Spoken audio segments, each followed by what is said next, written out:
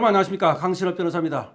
오늘은요 특별한 순서로 이강덕 전 포항시장님, 지금은 이제 경북도지사의 출사표를 던진 예비 후보신데요. 우리 이강덕 예비 후보님을 모시고 경북도지사에 나서게 된 그런 포부와, 그리고 또 경북도지사 내가 아니면 안 된다라고 생각하시는 그런 이유가 또 어떤 것인지 한번 알아보도록 하겠습니다. 시장님 안녕하십니까? 예, 반갑습니다. 예, 지금부터 이제 예비 후보님이라고 이렇게 예. 호칭을 하겠습니다. 예비 후보님께서는 이번에 경북도지사 여기 이제 출사표를 던지시게 됐는데 어떤 이유로 나 아니면 안 된다 이렇게 생각을 하십니까? 경북이 지금 굉장히 낙후되어 있습니다. 네. 특히 대구 경북 전체가 우리 이거 1인당 GRDP가 네, 전국 최하위가 될 정도로 지금 많이 침체되어 있거든요. 네, 그래서 이제 그러한 현실이 굉장히 좀 안타깝기도 하고, 또 제가 포항시장을 대도시를 3번 시장을 했기 네. 때문에 3번 도시 경영을 해본 그 경험으로 우리 경북을 다시 살려보겠다, 네. 도약시켜보겠다 하는 그런 마음이 아주 강했습니다. 네. 그러니까 이제 삼선의 시장을 하시면서, 그리고 또 평생을 공무원으로 살아오셨잖아요. 예. 그래서 이제 행정가로서 한번 경북도지사 낙후된 경북을 발전시켜 보겠다 이런 뜻이 강하신 거죠? 그렇습니다. 네. 제가 시장님의 이력을 보니까 이제 경찰 공무원으로 예. 정말 아주 오랫동안 또 이렇게 지내시다가 그다음에 바로 시장에 도전을 해서 삼선을 하시고 이번에 또 이제 경북도지사로 나가게 되시는 건데, 지금까지 그러면 시장 12년까지 하면 공직에 얼마나 계셨던 거죠? 40년. 예, 40년. 예, 제가 예. 경찰에 한 28년 정도 근무를 네. 했었고요. 그다음에 이제 시장을 12년 했기 때문에 네. 40년. 그래서 제가 이제 시장님의 이력을 쭉 보면서 그 도지사는 정치가라기보다는 행정가 아닙니까? 그래서 행정가로서 행정의 달인이다 이런 생각이 들었습니다. 그리고 포항시에서 그 삼선을 하셨는데 경북에서 가장 큰 도시가 포항시죠. 그렇습니다. 네, 그래서 포항하면 우리는 이제 철강 도시로 알고 있었는데 보니까 그게 아니고 뭐 로봇이라든가 또 AI 또 수소 등등이 아주 그 비약적으로 발전하는 모습을 보이던데 시장님이 많이 하셨죠? 예. 어떻습니까 지금 포항이? 지금 과거에 이제 철강 일변도 도시여서 네. 여러 가지 이제 2차 전지라든지 바이오라든지 수소라든지 또 AI라든지 이렇게 신산업으로 다변화된 도시의 기반을 제가 만들어 놨거든요. 네. 근데 이제 좀 전에 우리 변호사님도 말씀하셨지만은 과연 이게 행정을 하는 데 있어서 선출직이기 때문에 정치적인 요소도 상당히 많지만은 네. 정치적인 경험이 많은 분이 하는 게 좋은가, 아니면은 행정적인 경험이 많은 사람이 하는 게 좋은가, 여러 가지 이제 저도 하면서도 이 생각 저 생각을 많이 해봤는데 네. 지금 현재 우리나라가 지금 너무 정치적인 쪽으로 많이 쏠려 있거든요. 네. 그래서 정치는 저희에서 정치인들이 여러 가지 사안을 놓고 이렇게 갑론을박하면서 이렇게 하더라도 행정을 해서 우리 국민들 또 현장에 있는 우리 국민들의 실생활과 관련해서는 네. 행정이라는 게 그렇게 쉽지가 않거든요. 그렇죠. 예, 또 어떤 성과도 있어야 되고 예. 행정을 오래 한 사람들이 같이 정부적 마인드를 가지고 이렇게 할 수 있도록 네. 그렇게 하는 것이 바람직하다. 네. 그렇게 해야 어떤 유의미한 성과를 만들어낼 수 있다. 네. 이런 생각을 저는 가지게 돼 있습니다. 네. 정치권에 있다가 바로 와서 이 행정을 하면은 그게 여러 가지 쉽지도 안 하고 네. 결국은 정치적인 그러한 그 이슈나 이런 데 휘말려 가지고 네. 주민 생활과 관련된 그런 어떤 성과를 만들어내고 네. 이 제대로 추진을 해서 네. 이렇게 결과를 도출해내고 이런 부분은 네. 아무래도 좀 약한 것 같아요. 그러니까 이제 경북에 보니까 22개의 예. 시군이 있던데요. 여기서 이제 포항시가 제일 큰 거고, 어떻게 보면은 포항의 그 발전 모델을 경북 전체에 한번 적용시켜 보겠다 이런 생각이 강하신 것 같아요. 그래서 이번에 그 포항은 물론이고 또 경상북도 그 북부 이쪽에 또 지지가 강한 걸로 저는 알고 있는데, 이번에 나가시면 그래도 내가 포항에서 이런 역할을 또 이런 성과를 냈으니까 경북에서 또 지지가 있을 거다 이렇게 생각을 하시죠? 예, 그렇습니다. 네. 우리 도민들이 제가 이제 일하는 모습들을 언론이나 여러 가지 통해서 조금 이렇게 많이 본 것 같고요. 네. 특히 경북은 이렇게 남부권을 중심으로 한 여러 가지 인구가 많은 지역에 네. 그 대도시, 산업도시가 있는 반면에 북부구처럼 굉장히 소외된 지역이 많거든요. 네. 특히 지금과 같은 이 인구 소멸, 네. 지방 소멸, 네. 인구 고령화 네. 이런 부분에 있어서 굉장히 좀 위기감을 많이 느끼고 글쎄요. 있고 네. 하기 때문에 그런 부분에 어떤 타겟책을 내놓을 수 있는 성과를 내놓을 수 있는 그런 사람들을 많이 원하는 것 같습니다. 네. 시장님 하면 사실 제가 시장님을 이렇게 또 잘 알게 된 계기가 백악관에 가서 철강 도시 포항을 살려보겠다고 1인 시위를 하시고 또 거기 버지니아라든가 또 한인회하고 같이 합동해서 또 1인 시위를 하고 그랬었잖아요. 예. 그게 굉장히 그 임팩트 있게 다가왔는데 그때 어떻게 해서 가시게 됐고 그때 또 그렇게 가게 된 그러던 동기는 뭔지 한번 말씀해 주시죠. 이재명 정부가 대미 관세 협상을 하는 데 있어 가지고 네. 굉장히 저는 미진하다고 봤습니다. 네. 특히 우리나라 기간 산업인 철강 관세와 관련해서 네. 50% 정도 관세를 맞아 가지고 우리 철강 업계에 있는 사람들이 굉장히 좌절하고 어떻게 해야 될지 모를 정도의 아주 그 혼란을 겪었는데 그에 대한 대책이라든지 또 미국과 관련된 협상에서 네. 철강의 철자도 꺼내지 못하는 그러한 모습을 보고 네. 이건 도저히 안 되겠다. 예. 이렇게 해서 제가 건너가서 미국 백악관 네. 또 의사당 네. 앞에서 호소를 하고 이렇게 글쎄 말입니다. 했었습니다. 예. 그래가지고 그게 이제 계기가 돼서 K스틸법이 통과가 됐죠. 예. 네. 전국적으로는 K스틸법이 우리나라에 네. 우리 국회에서 네. 의결돼 가지고 나왔지만은 그래도 여러 가지 지금 아직까지 관세 특히 철강 관세는 미국이 전혀 지금 이렇게 물러날 기세가 없기 때문에 글쎄 말입니다. 계속적으로 협상을 해야 되고요. 예, 예. 그다음에 이제 그것을 보존할 수 있는 정책적인 보완을 네. 확실하게 해야 되는데 그렇죠. 아직까지 정부에서 그러한 정책들을 시원하게 이렇게 내놓지 못하고 있어서 굉장히 네. 답답한 그런 실정. 근데 아까도 잠깐 얘기를 했지만 이제 우리가 포항하면 이제 철강의 도시 포항 철강이 그래도 아직까지는 수출 1위고 그 다음에 이제 제가 알기로 2차 전지도 예. 그 예비후보님이 많이 키워놓으셔가지고 이제 이렇게 성장을 했는데 그래도 지금 철강이 어려운 지경에 처하면서 포항이 좀 어렵다고 그러던데 어떻습니까 지금 상황은? 뭐 우리나라 지금 전체가 어렵고 특히 비수도권 네. 이 지방으로 갈수록 굉장히 어렵거든요. 네. 뭐 포항도 역시 굉장히 어렵습니다. 네. 그런 어려운 기반 속에서 지금 우리가 가지고 있는 그런 기본적인 산업들, 네. 특히 새롭게 육성한 그러한 산업들이 중국이나 여타 나라로부터 굉장히 위협을 받고 있기 때문에 네. 이 부분에 대한 제도적 뒷받침을 정부가 확실히 해줘야 되는데 네. 그 부분이 항상 미흡해서 네. 아쉽게 생각하고요. 예. 2차 전지 부분도 우리가 굉장히 좀 이렇게 경쟁력 있게 가다가 네. 지금 중국에서 아주 그 정부에서 밀어주는 것이 아주 그냥 막 그렇죠. 무한으로 밀어주고 네. 있거든요. 그렇죠. 예. 예, 그다음에 또 시장도 아주 넓고 네. 그러다 보니까 지금 좀 처지고 있거든요.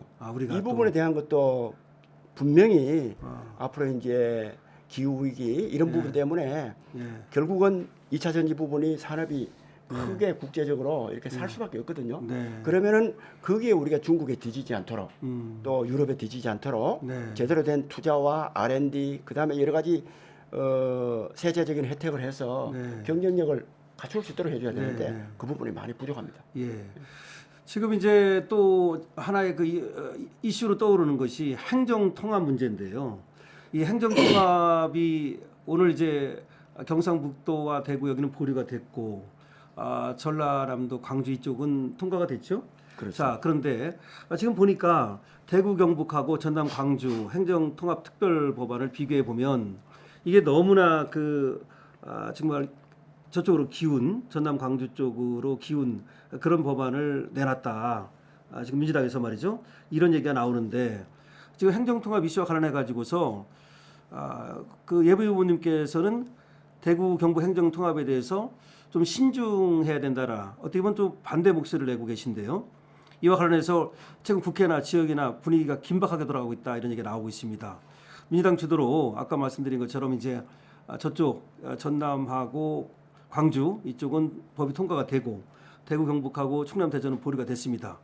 여기에 대해서 지금 예비 후보님께서는 대구 경북이 전남 광주에 비해서 27전 27패다 이렇게 말씀을 하시고 이게 크게 이슈가 되고 있어요. 지금 이게 어떤 얘기인지 한번 좀 말씀을 해주시죠. 국회에 지금 법사위를 행정안전위를 통과하고 법사위를 통과한 법안을 네.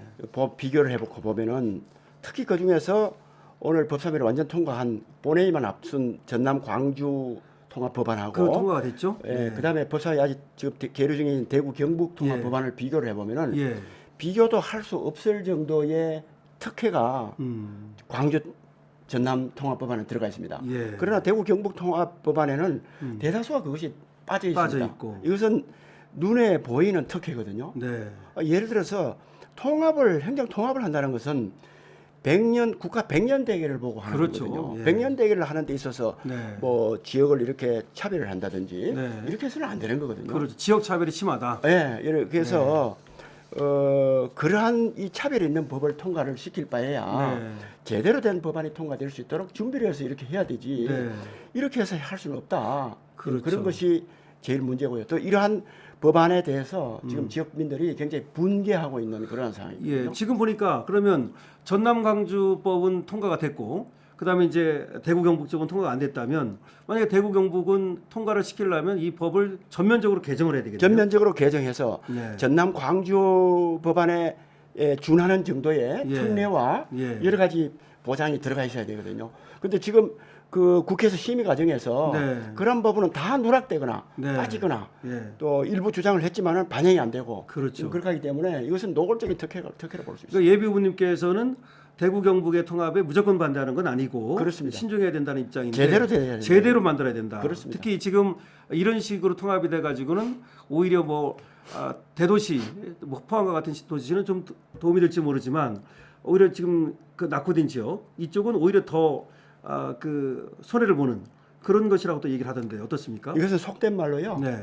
행정 통합이 아니고 행정 기구 통합에 불과하다. 행정 기구 통합이다. 기구 통합에 불과하다. 그러니까 대구 이렇게. 중심의 통합만 되는 거지 굳이 예. 말한다면 경북의 지금 외곽 지역이라든가 이런 데는 오히려 더 소외될 가능성도 많고. 그렇습니다. 네. 행정 통합을 하는 목적이 뭐냐? 네, 네. 그 목적으로 봤을 때 이 수도권 집중을 어떻게 하든 조금 완화시켜보고 그렇죠. 원래는 지방 그거죠. 소멸을 막기 극복을 위해서. 해보자는 네, 거거든요. 그렇죠. 근데 현재의 이 법안 가지고는 전혀 그 목적을 달성할 수가 없거든요. 오히려 네. 변호사님 말씀하신 대로 대구 경북 내에서도 대구와 같은 경북 이 큰 도시로의 쏠림 현상, 쏠림 현상, 네. 빨대 효과 그런 네. 것만 나타나고 네. 외곽 지역이라든지 이런 부분은 소멸을 가속화시키는 그런 것에 불과하기 때문에 네. 이것은 안 된다는 그런 입장이었고요. 정말 이것을 정부가 제대로 하겠다면은 네. 이거 20조 걸고 뭐 일부 지역에만 특혜를 주고 이런 것이 아니라 네, 네. 명확한 정부의 방향과 또 여러 가지 방법 네. 또 이런 부분을 정확하게 로드맵을 네. 설계를 해가지고 그렇죠. 그 부분에 대한 것을 제시를 해야 됩니다. 예. 그것을 적어도 절차법으로 제시를 하고 네. 그다음에 지방에 있는 지역민들이 그 절차법에 따라서 의견을 모아가지고 네. 이렇게 순리적으로 따라올 수 있도록 네. 그렇게 해야 되지.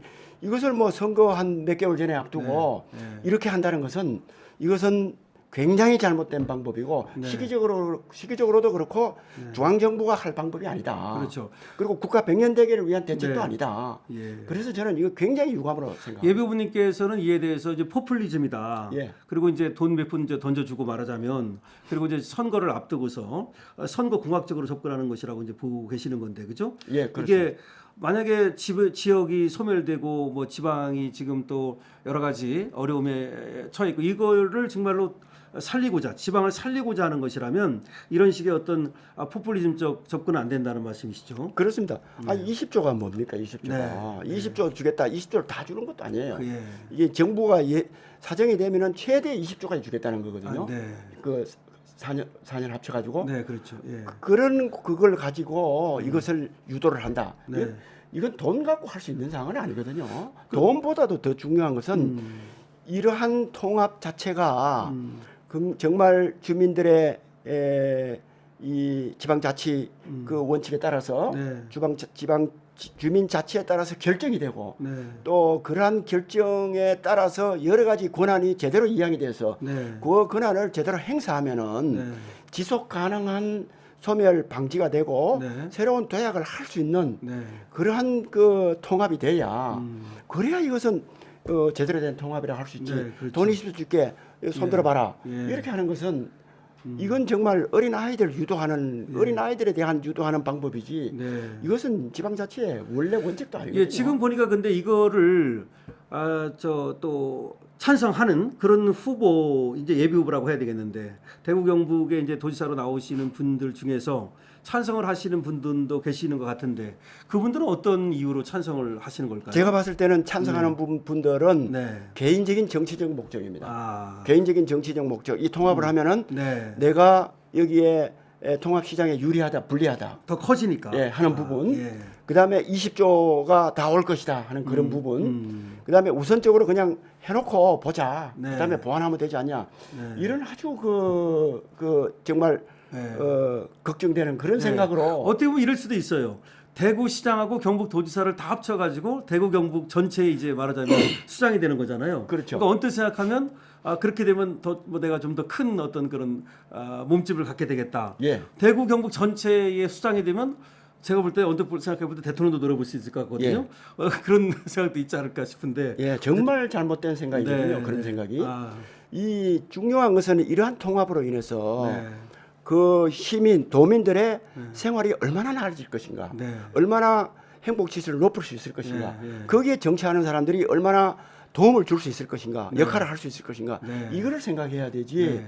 내가 이게 몸집이 커져서 다음에 뭘 할 수 있겠다 이런 발상으로 여기 뛰어드는 사람들은 예. 역사적인 심판을 받아야 된다. 예. 그래서 지금 저 예비 후보님께서 말씀하시는 게 진정성이 있는 게 그 사람은 그 과거 이력을 보면 살아오신 걸 보면 저분이 또 어떤 앞으로 행보를 걸을 거다 이걸 알 수 있는데 지금 보시니까 뭐 빈농에서 태어나셔가지고 의사를 좀 꿈꾸다가 결국 이제 장학금도 주고 기숙사도 주고 그래가지고 경찰대학을 이제 가셨고 그래서 거기서 이제 또 서울경찰청장 그다음에 또 해양경찰청장 등등을 지내시고 그다음에 바로 이렇게 이제 시장에 또 당선이 돼가지고 삼선을 하시는데 제가 들으니까 관용차도 안 타시고 관사도 거부하시고 또 개인차 개인 숙소를 이용하고 그다음에 또 돈도 많이 약 뭐 3억 8천인가 제가 봤는데 그 정도를 지금까지 또 기부도 하시고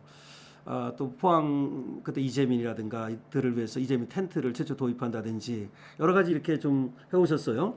근데 이게 말이 그렇지 굉장히 어려운 거거든요. 혹시 돈이 좀 많이 있으십니까? 부끄럽습니다. 아니 40년 공직에 있었으면 돈이 많이 있으시질 않을 것 같고 혹시 사모님이 뭐 부자가 아니신다면 이게 참 어려웠을 텐데 어떻게 이게 사모님 반대 안 하시던가요? 그 이제 우리 집 사람도 네, 그렇고 저도 네. 그렇고 예, 이 사람이 어느 단계 이상 가면은 네, 그 개인이 이렇게 해온 건 아니거든요. 네. 예를 들어서 저는 이제 항상 생각하는 것이 네, 기업도 내가 정말 없는 돈을 꾸고 만들어서 네. 이런 큰 기업을 만들었다 하더라도 네. 어느 단계가 넘어가면은 네, 내가 이렇게 뼈아프게 번 돈이라도 다 내게 아니라는 거죠. 네.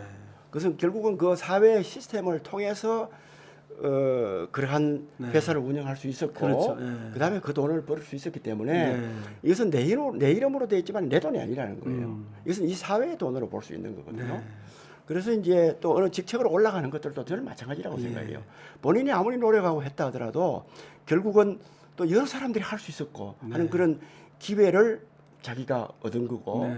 또 그만한 책임이 있는 거거든요. 네. 그러면 그에 따르는 그런 그 헌신과 또 네. 의무나 이런 것들을 뭐 이행하는 것이 그것이 맞다고 생각을 네. 하고 하여튼 뭐 그런 것을 저는 뭐 이렇게 네. 하자고 저희 집 사람하고 이렇게 해서 뭐 하는 것이지 뭐 그래 큰 다른 의미는 없어요. 아니 그래도 이제 이게 그냥 시장님께서는 또 우리 예비후보님께서는 그거를 또 이렇게 쉽게 생각을 하고 이렇게 말씀을 하시는데 사실은 굉장히 어려운 그런 어떤 길을 걸어오셨다고 생각하고 정말 존경스럽다는 말씀을 드리고요. 그래서 저는 결국은 능력이 있어야 되고 이제 어떤 그 행정가라고 하는 사람들은 그 다음에 또 청렴해야 되고 그 다음에 이제 상상력도 있어야 되고 여러 가지 좀 그 갖춰야 될 그 자질이 있는데 지금 예비후보님께서는 그걸 많이 갖추신 것 같아서 정말 이렇게 도지사가 되시면 훌륭한 그 방백이 되실 것 같아요. 자 그러면 이제 정치적 견해도 한번 물어볼 수밖에 없거든요. 왜냐하면 아무리 행정가라고 하지만 어쨌든 지금 또 상대방이 있는 거고 그리고 또 대통령의 관계라든가 여러 가지 또 그런 또 역사적 어떤 그 또 정치적 입장 이런 견해 이런 거에 따라서 이제 시정을 펼치는 게 또 도정을 펼치는 게 달라지니까요. 지금 박근혜 대통령하고도 또 사이가 상당히 뭐 이렇게 이번에 또 도지사 나가는 것도 보고를 드렸다고 알고 있는데 어떠십니까? 예, 뭐 그 직접적으로 제가 이렇게 만날 수 있는 그런 입장은 아니고요. 뭐 지금은 그렇죠 간접적으로, 상황이. 예, 네. 간접적으로 뭐 이렇게 말씀을 들어드릴 수 있도록 그렇게 이제 적을 했었는데 네. 박근혜 대통령님도 굉장히 저는 역사적으로 재평가 받아야 된다고 생각합니다. 네. 네. 어찌됐든 간에 여성 최초의 대통령으로 네. 유리 전장도 뚫었고 네. 또 남다른 애국심이라든지 네. 국가관이라든지 이런 부분 또 여러 가지 경제에 있어서 창조 경제라는 글쎄요. 그래서 네. 지역의 권역별로 지금 네. 같으면 지방 소멸이나 이런 것들을 생각을 해서 권역별로 새로운 스타트업이라든지 창업이라든지 이런 부분 많이 일어날 수 있도록 네. 대기업하고 매칭해서 네. 이렇게 했거든요. 네. 사실은 지금 현재 지방 소멸 뭐 이런 문제를 극복하기 위해서 행정 통합한다 그러지만은 경제 부분이 가장 중요하고 네, 그렇죠. 그 경제 부분에서 지역의 일자리라든지 그 어떤 돈이라든지 이런 네. 것들이 있어야 그 그렇죠. 지역이 소멸되지 않고 네. 있기 때문에 네. 박근혜 정부가 오히려 그걸 먼저 봤다고 볼 수 그렇죠. 있거든요. 예. 그런 점을 시행한 거라든지 그다음에 남북 관계도 또 안정적으로 예, 이끌고 그렇죠. 여러 가지 공무원 연금 개혁 문제라든지 네. 어쨌든 가시적인 성과가 그렇죠. 많거든요. 엄청 많죠, 사실. 그렇지만은 일부 마녀 사형식으로 막 이렇게 폄훼하고 네. 이렇게 왜곡되게 이끌어 가지고 결국은 탄핵까지 이끈 부분에 대해서는 정말 저는 잘못됐다고 생각하고 네. 예. 시간이 갈수록 재평가해서 그 부분을 바로잡아줘야 된다고 생각합니다. 그렇죠. 그다음에 지금 제가 미리 좀 한번 읽어보니까 이명박 대통령께서 전 대통령께서 이제 출판 기념회 또 축사도 보내시고 그런 걸로 알고 있거든요. 특히 이명박 전 대통령은 이제 실용주의 그런 노선을 또 걷고 계시고 또 어떻게 보면 이명박 전 대통령하고도 많이 좀 이렇게 스타일이 좀 비슷하신 것도 같은데 어떠십니까? 예, 이명박 그 대통령께서는 네. 국제 금융 위기 때 네. 정말 전 세계 국가가 굉장히 어려운 상황이고 네. 거기에 우리나라도 굉장히 이렇게 하락할 수 있는 그러한 상황이었는데 그렇죠. 그것을 아주 잘 붙잡아 일으켰죠. 네. 잘 국가를 경영하면서 오히려 그냥 국가적인 순위를 위로 올렸거든요. 네. 막 그런 부분이라든지 또 녹색 성장을 화두로 해가지고 네. 국제사회에서 굉장히 이렇게 주도적인 그런 역할을 한 문제라든지 네.